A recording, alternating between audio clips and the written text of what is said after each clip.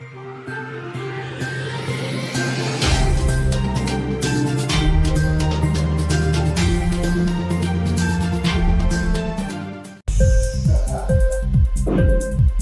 TV prime time news కి స్వాగతం.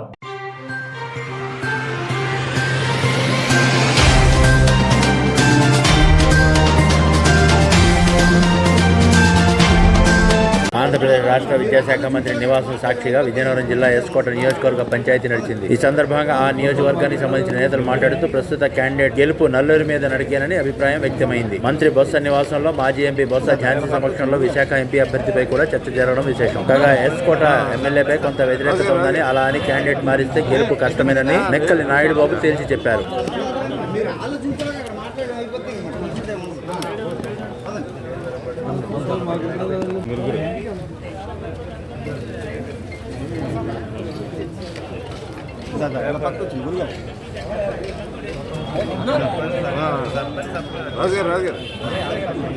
అయిపోయింది కదా, లేదు సూపర్గా లేదు. గౌరవం ఎమ్మెల్యే గారు సపోర్ట్ చేసి చేయమన్నా నన్ను కొడతాడు, కొట్టమని మొగాడైతే పని చేయమండి.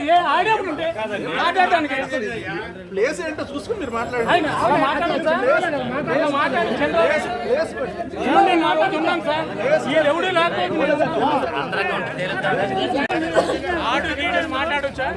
నేను అన్నాను ఓకే, నేను కట్టుబడి ఉన్నాను కదా. ఆయన వల్గర్గా మాట్లాడింది. నేను అన్నాను నేనేం మాట్లాడాను.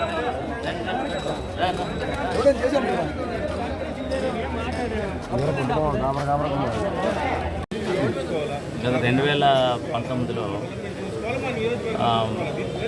సీట్ నేను కూడా అంతకుముందు కన్వీనర్గా చేశాను.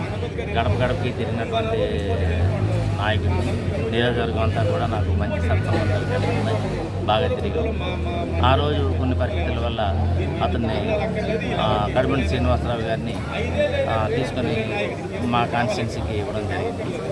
సో మాకు జగన్మోహన్ రెడ్డి గారు పార్టీ ముఖ్యం కాబట్టి క్యాండిడేట్ ఎవరిచ్చినా సరే ఖచ్చితంగా ఇప్పుడు వచ్చినటువంటి సర్పంచులు, ఎంపీటీసీలు మొత్తం అందరూ కలిసి ఆర్ఎన్ఎస్లు పనిచేసి ఆయనకి గెలుపుకి దోహదపడతారు.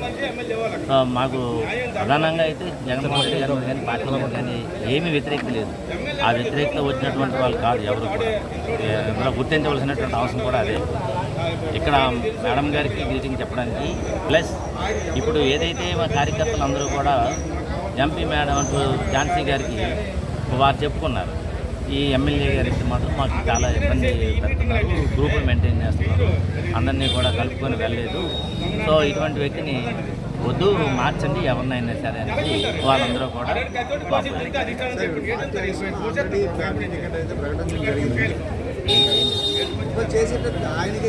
అది జగన్మోహన్ రెడ్డి గారు ఎవరిని ప్రకటిస్తే అది అల్టిమేట్గా అందరమే కూడా కలిసి పనిచేస్తాం. దాంట్లోనే ఇది లేదు.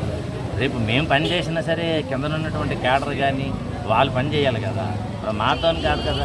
ఇప్పుడు ఒక ఎంపీపీ పోటీ చేసినా, ఒక జడ్పీటీసీ పోటీ చేసినా, ఒక ఎమ్మెల్యేకి పోటీ చేసినా మాతో ఎలక్షన్ అయిపోదు. ఇప్పుడు మాతో వచ్చినటువంటి సర్పంచులు కానీ ఎంపీటీసీలు కానీ అందరూ కూడా పనిచేస్తేనే గెలుపనేది తథ్యం.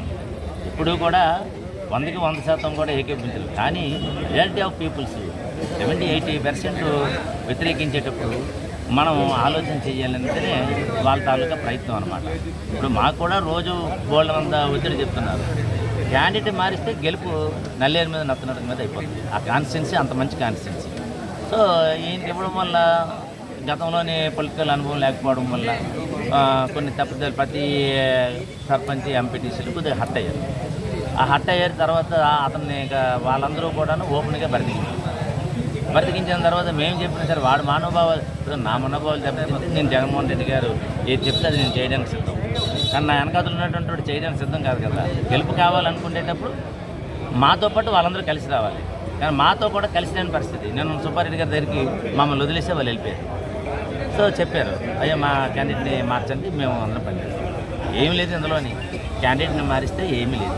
ఇంక్లాబ్ టీవీ వీడియోలు మీకు నచ్చినట్లయితే లైక్ చేయండి, షేర్ చేయండి, కమెంట్ చేయడం మర్చిపోకండి. సబ్స్క్రైబ్ చేయని వాళ్ళు వెంటనే సబ్స్క్రైబ్ చేసుకోండి. మా వీడియోలు మీరు వెంటనే చూడాలనుకుంటే కింద ఉన్న గంట సింబల్ని గట్టిగా కొట్టండి.